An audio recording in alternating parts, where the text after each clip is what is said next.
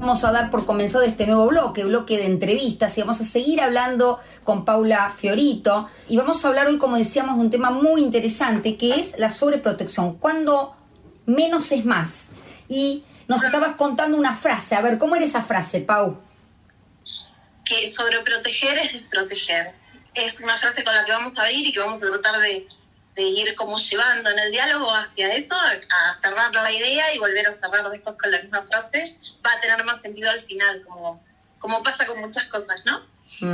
Sí, y es muy interesante esto que planteas, Pau, como frase inicial, porque creo que hay un mito social en donde dar mucho es una forma de cuidado y de amor, y muchas experiencias y muchas investigaciones han demostrado que en el niño el dar demasiado puede provocar un efecto inverso, porque imagínense que si, dependiendo obviamente, como siempre decimos con Pau, del ciclo vital, dependiendo, como decíamos, de la edad y un montón de factores, cuando un niño que ya puede resolver ciertas cosas por su cuenta está constantemente sobreprotegido, muy probablemente la lectura de ese niño puede hacer que solo no puede, y que además lo cuidan tanto porque está frente a un mundo que es peligroso. Y eso, en lugar de generar seguridad en el niño, lo que genera es mucha ansiedad, ¿no, Pau?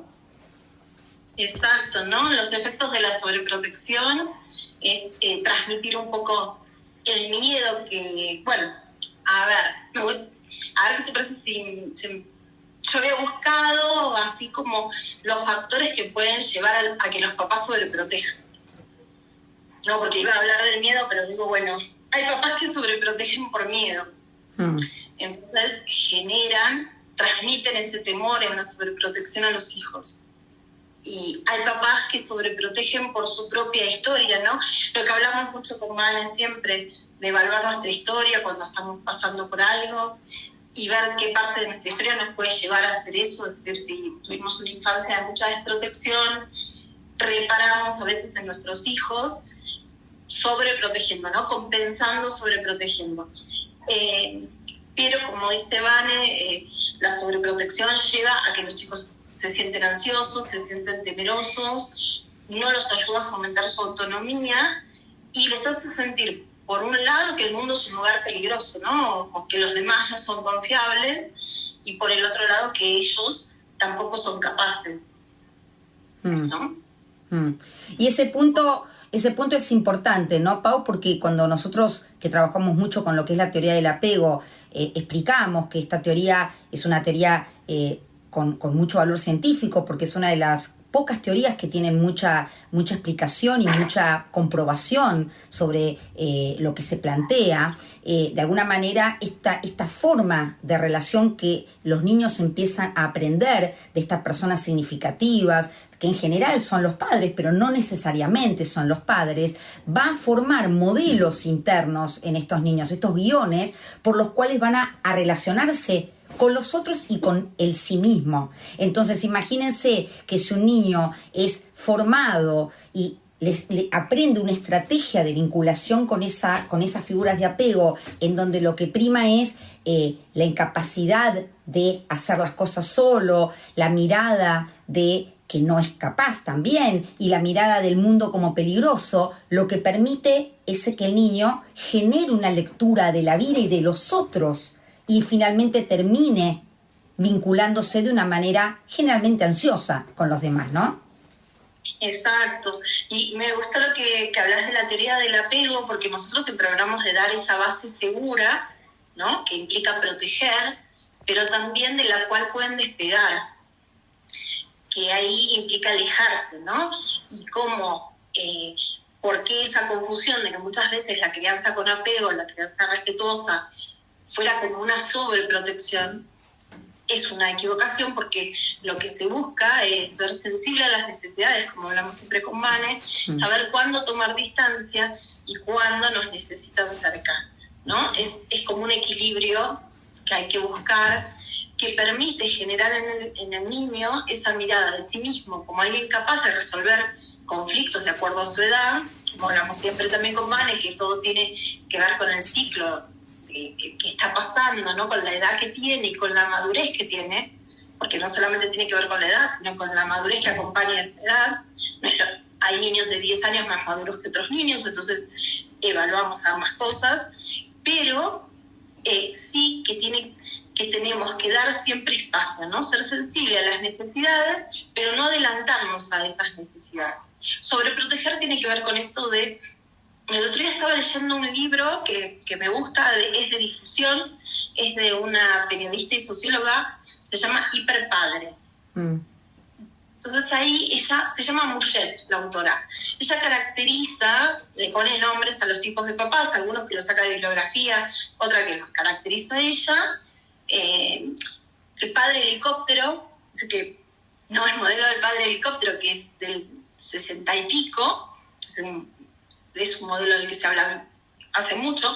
Este papá que sobrevuela, los papás y mamás que sobrevuelan al hijo. Pero me gustó mucho un modelo que es más una expresión más nueva, que es los papás barrenieves. Que son los papás que preparan el camino para el hijo y no el hijo para el camino, ¿no? Y esto tiene que ver con esto de adelantarnos a las necesidades. Estamos como quitando todas las piedritas con las que se podrían golpear y eso no les permite crecer. Porque se aprende de la prueba y error, es la forma en la que aprenden los nenes. Siempre dentro de un margen, no los vamos a dejar que se electrocuten para que prueben que no se pueden meter los dedos en el enchufe, ¿no? Exacto. Por eso siempre hablamos de cuidar, pero no sobreproteger. Pero me gustó esa figura del padre Quitanieves de como esto, ¿no? Allanando el camino para de alguna manera quitar todos los sufrimientos, porque como muchas veces decimos, no buscamos juzgar a los papás, porque sabemos, y mamás, ¿no? Cuando hablan de papás y mamás, porque sabemos que lo pueden estar haciendo desde el más profundo amor. Sí. Es decir, esto de querer evitarles todo el dolor desde su más profundo amor por el hijo. Totalmente. Y esto que decís lo podemos relacionar, Pau, como decimos siempre, que dentro de lo que hablamos de crianza respetuosa, una de los puntos muy importantes tiene que ver con la sensibilidad de las figuras de apego. Vamos a hablar de la sensibilidad materna, así es como se plantea. Y esta sensibilidad tiene que ver mucho con lo que estás planteando de la pertinencia, porque muchas veces, en realidad, basados en las necesidades que creemos que tienen los niños, en realidad estamos actuando bajo nuestras propias necesidades y ahí no hay sensibilidad. Entonces, finalmente, no terminamos siendo una base segura. Y la base segura implica, como dijo hace un ratito Paula, y esto también es interesante, la base segura permite de alguna manera desactivar este sistema de apego que se activa en el niño, que tiene que ver con la búsqueda de proximidad frente a una amenaza, con la búsqueda de cuidado, pero cuando el niño puede sentirse seguro y la seguridad la gana porque se activa en el adulto este sistema de calma que permite calmar a ese niño, el niño puede explorar. Y esto es lo que decía Pau, la posibilidad de que el niño empiece a salir al mundo sabiendo que tiene un lugar para poder volver en el caso de riesgo o amenaza. Mucha duda hay o mucha polémica puede haber respecto a que muchos plantean que el sistema de apego sería lo opuesto al sistema de exploración, es decir, cuando el niño está seguro porque está contenido, se desactiva este sistema de apego. Para muchos lo que dicen es que en realidad el sistema de apego sigue de alguna manera prendido, pero bueno, se explica de esta manera, sigue prendido porque en realidad el niño que se aleja no es que no requiere de esa proximidad. De alguna manera lo importante es regular la distancia. Esto es lo que el niño va aprendiendo, a regular la distancia, pero para eso tiene que haber distancia y para eso tiene que haber exploración. Y para que haya exploración, los padres y los adultos, a veces cuando no hay padres suficientemente buenos, puede haber un profesor, puede haber una abuela que cumpla este lugar de figura de apego primaria, en donde lo que se hace es ir permitiendo que este niño empiece a explorar. ¿Para qué? Para poder aprender a conocerse, a conocer y a vincularse con otros. Un punto, Pau, y lo voy a rescatar, que fue muy interesante cuando dijiste, no estamos condicionados por lo que recibimos, pero sí un poco puede influirnos. ¿Qué quiero decir? Hay una frase que es muy interesante de Sartre que dice, somos lo que hacemos con lo que hicieron de nosotros. ¿Qué quiere decir? Que indudablemente cierto estilo de educación va a influir la manera en que después, cuando seamos padres, vamos a desarrollar. Ahora, si podemos estar presentes, si podemos trabajar, si podemos intentar entender y hasta criticar desde un buen lugar, entendiendo que los padres hicieron lo que pudieron con lo que tuvieron, podemos replantear nuestra forma de ser padres y podemos replantear nuestra forma de acompañar a estos niños y a estos adolescentes para que puedan tener un modelo diferente y cortar con esta cadena de transmisión intergeneracional de estos estilos vinculares. Exacto. Yo pensaba con esto que decías, Vané, tema de sobreproteger muchas veces viene con preparar.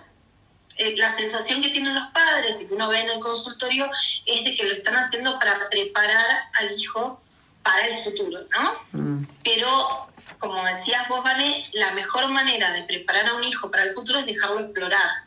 Es decir, no podemos desde nuestra experiencia enseñarles todo a los chicos, los tenemos que dejar explorar. Primero, una forma re linda de explorar es jugar, ¿no? Los tenemos que dejar jugar, los tenemos que dejar aburrirse. Una vez habíamos hecho un post sobre la importancia del aburrimiento. Los tenemos que dejar fallar y aprender de sus errores. Y eso es prepararlos emocionalmente para el futuro. Porque muchos papás, hay distintas formas de sobreproteger, ¿no? Una es controlar todos los riesgos que puede tener el niño, ¿no? Y no dejarlo hacer mucho, que los movimientos estén ultralimitados. Otra forma de sobreproteger es los papás que llenan de actividades a los hijos, que los quieren preparar para el mundo llenándolos, ¿no? Que tienen un calendario súper lleno, nenitos muy chiquitos, desde el jardín de infantes que hacen piano, deporte, idiomas, y tienen, ¿por qué? Porque es una forma sienten que es una forma de protegerlos preparándolos para un mundo que es muy competitivo.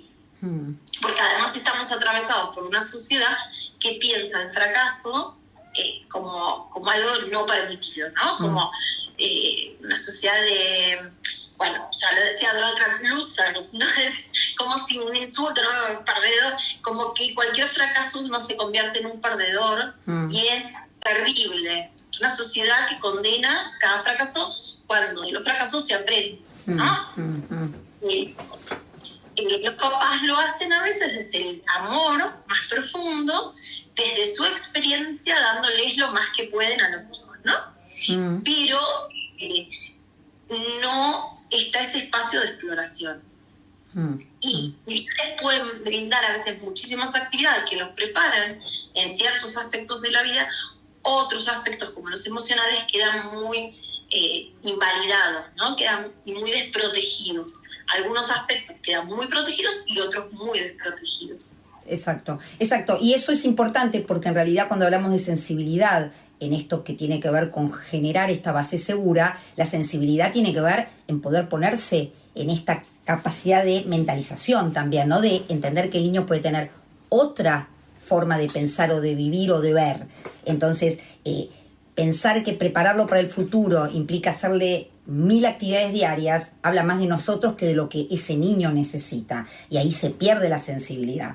Y también se pierde cuando no entendemos que generar estos enormes niveles de ansiedad en los chicos son muy complicados para el desarrollo también emocional y del sistema nervioso, porque entendemos siempre que los niños y los adolescentes están en proceso de formación de su sistema nervioso y que lo que tenemos que acompañar como padres es ayudarlos a aprender y a corregular a esos niños. Entonces, cuando no hay corregulación, porque finalmente el niño es un brazo nuestro, directamente no es un niño que tiene, en psicología decimos que tiene un sí mismo, que tiene una entidad diferente a nosotros, ese niño no está siendo respetado realmente y ese niño está siendo de alguna manera activado en su sistema nervioso de tal manera que no puede aprender a regularse. Y son estos niños que finalmente, cuando son adultos, siempre están en este lugar de requerir al otro, ¿no?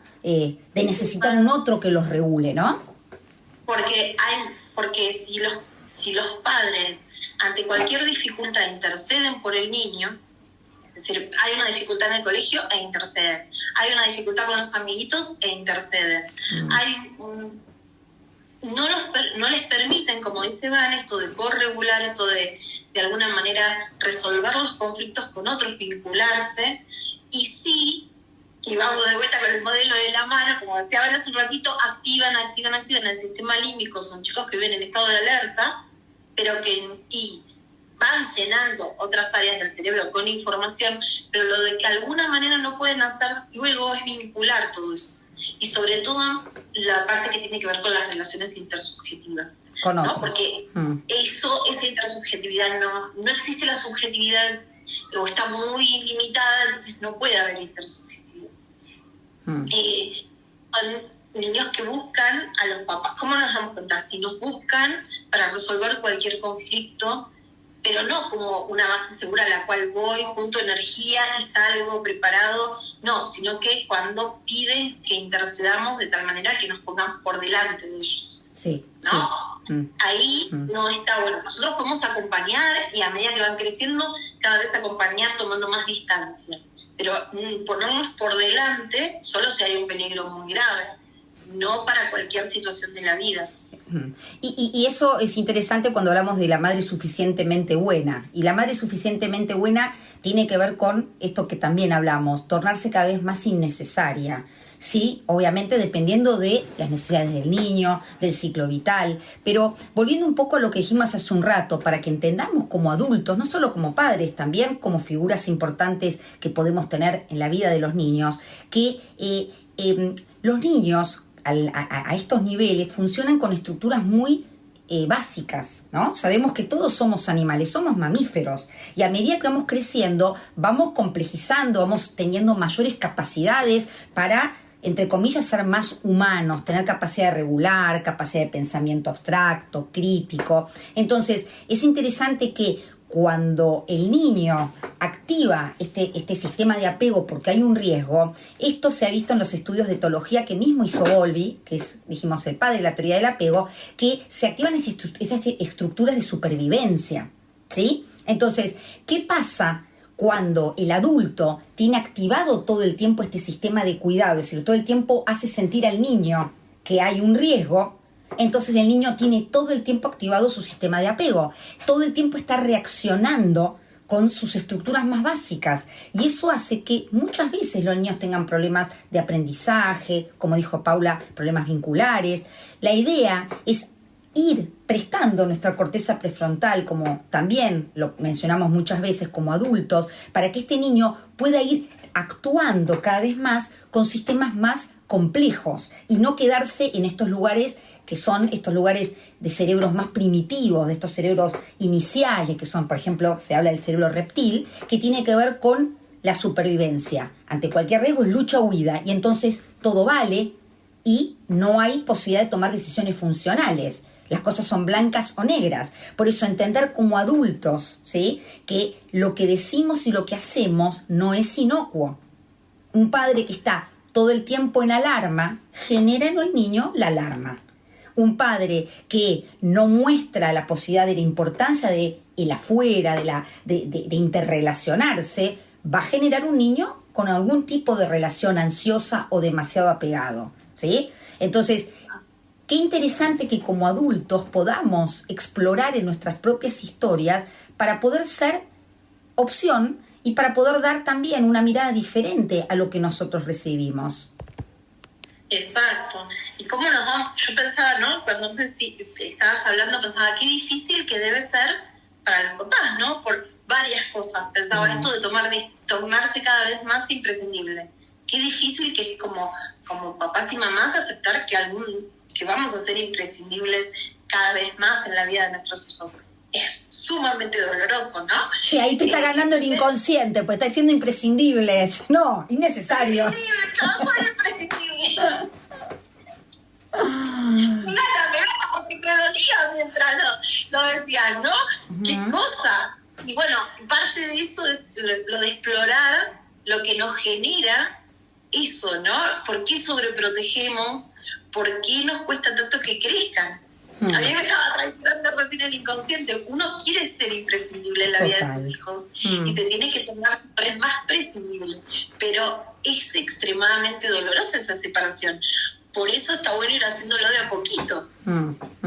Y tampoco se trata de dejarlos a la buena de Dios, es lograr como un equilibrio. Y yo pensaba cómo hacer o orientar a los papás, orientar a los padres y madres para que sepan cuándo están, cómo sería el límite, ¿no? Entre sobreproteger, desproteger, proteger más o menos adecuado. Y yo pensaba, bueno, es un poco la paciencia y la espera. Es esto de no adelantarnos. ¿Sí? De la pertinencia, ¿no, Pau, que hablábamos? A pedirnos ayuda. Va a venir a pedirnos ayuda. Si esperamos lo suficiente, va a venir. Si no le damos tiempo, vamos a ir nosotros adelantándonos. Pero si esperamos, va a venir. Si somos una base segura, va a venir a pedirnos ayuda. Y eso es una distancia tanto temporal como física la que generamos ahí, ¿no? Porque tiene que venir, no es algo que es inmediato.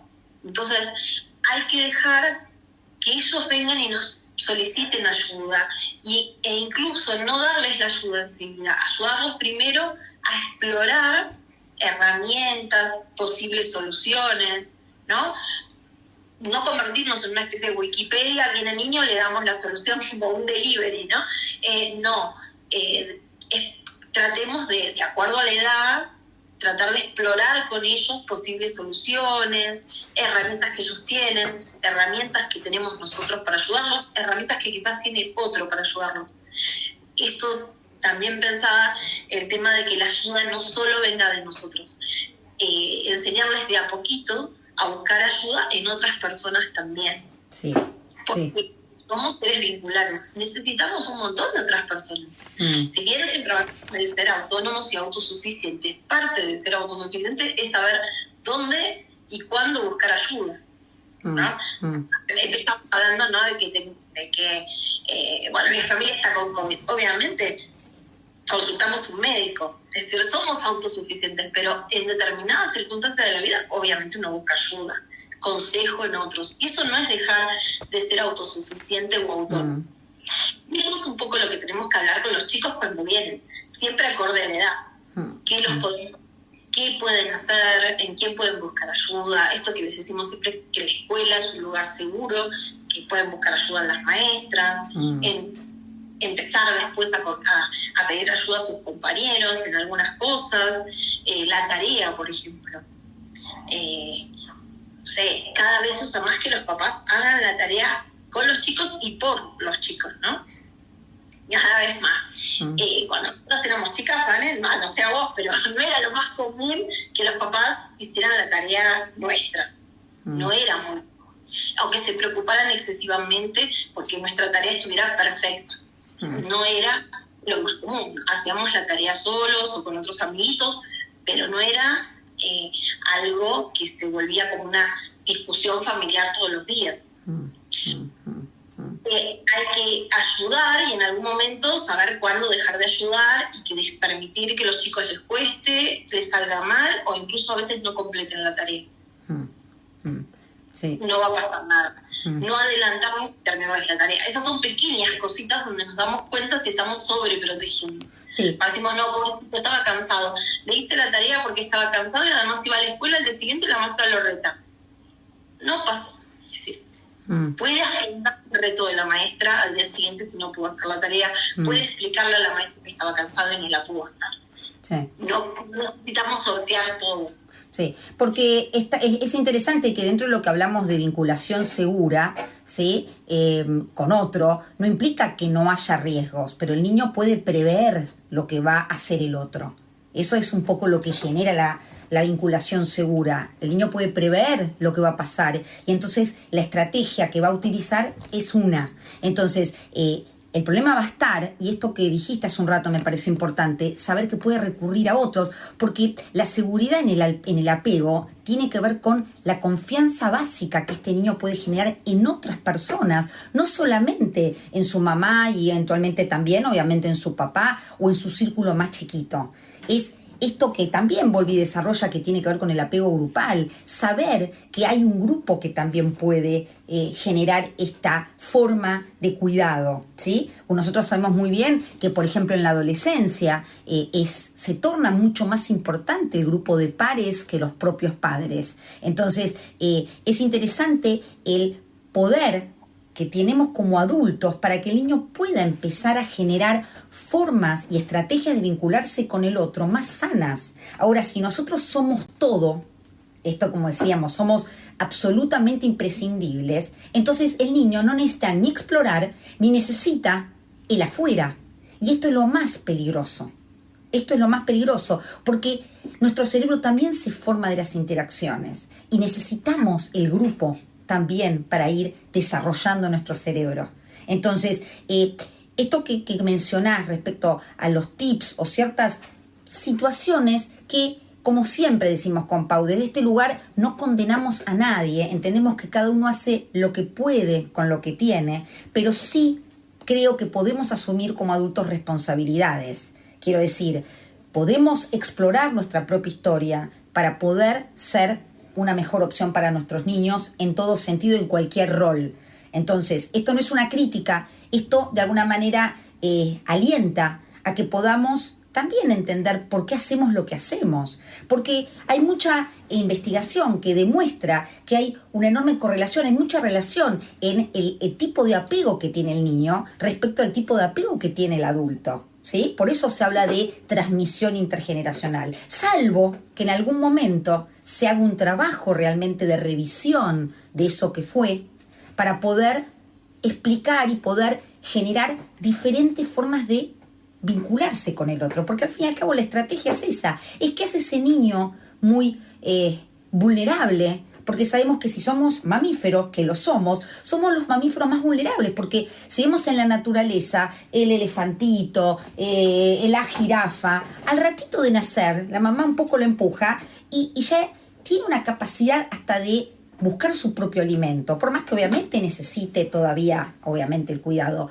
Pero el bebé humano es absolutamente dependiente, absolutamente dependiente. Entonces, tenemos que entender que tenemos que ir ayudando, porque, como decía Bowlby, se educa y se cría en tribu, no es una persona sola. Y esto lo hablamos en algunos vivos, Pau, cuando decíamos qué difícil la crianza cuando se dio, por ejemplo, en la pandemia, de la madre sola o el padre y la madre solos, porque se cría en tribu y es muy importante para eso que el niño vea que a su vez sus padres generan vínculos con otros, buscan otros, hay confianza en el afuera, que generalmente en la sobreprotección vemos que la mayoría de las familias, esto no es una regla, pero tienen una forma muy, como se dice, pegadita, ¿no? Muy endogámica, muy, ¿no? Y genera más la desconfianza en el afuera, ¿no? Porque el no dejar entrar a nadie en el círculo. Yo pensaba que esto que decías vos, Vane, de conocer la propia historia o reflexionar acerca de lo que uno hace y desde qué lugar lo hace. Yo siempre decimos que no hay que juzgar, ¿no? Pero creo que a los papás que sobreprotegen menos que a ninguno, porque de verdad todos dicen que lo hacen desde el amor. Y hay un montón de esto de las investigaciones que decías, me acordé de una que en Inglaterra se hizo una investigación, después la voy a anotar en el Instagram, que además mostraba que había gran infelicidad, no solamente en los niños, sino también en los padres y madres. ¿Por qué?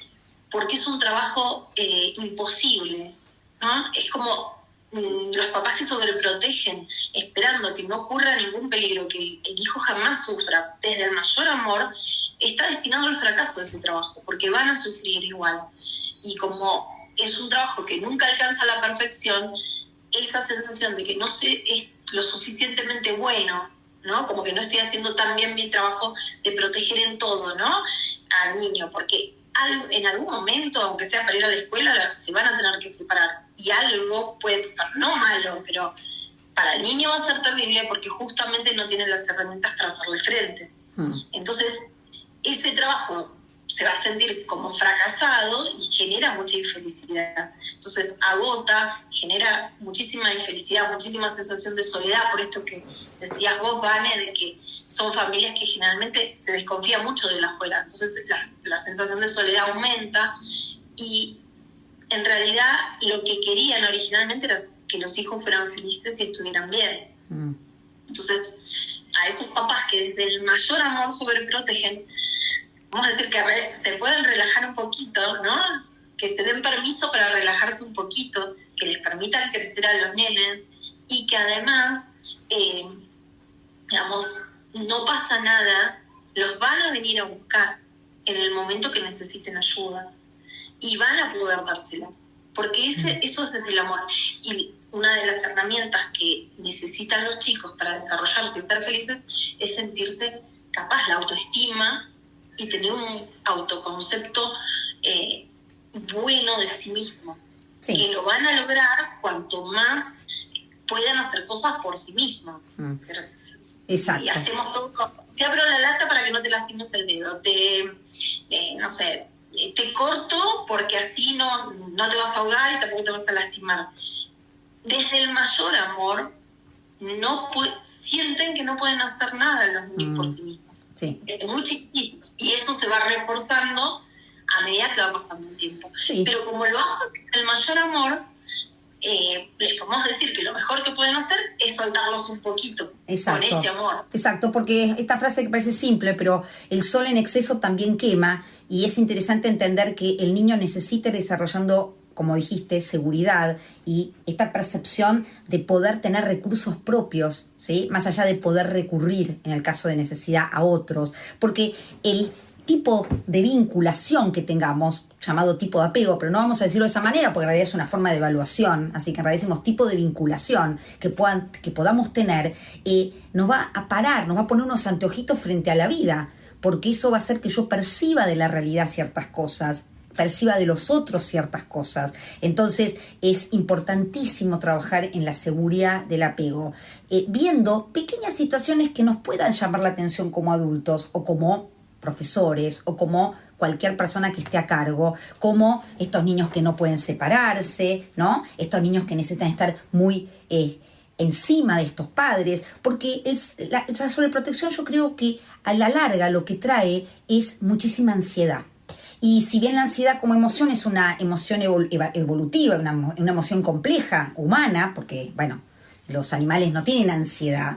La ansiedad tiene que ver con prepararse frente al miedo y a las posibilidades de un futuro que pueda tener algún riesgo. Y prepararnos es buenísimo en realidad, pero este exceso de preparación o esta lectura de falta de recursos o que esto que puede ocurrir sea enorme, que me supera, esto es lo que hace que, como dijimos hace un rato, responda desde un lugar muy primitivo. Y la respuesta a un lugar primitivo, que es para salvarse, solamente es importante si hay realmente un riesgo de vida. Por eso, los gritos, ¿sí?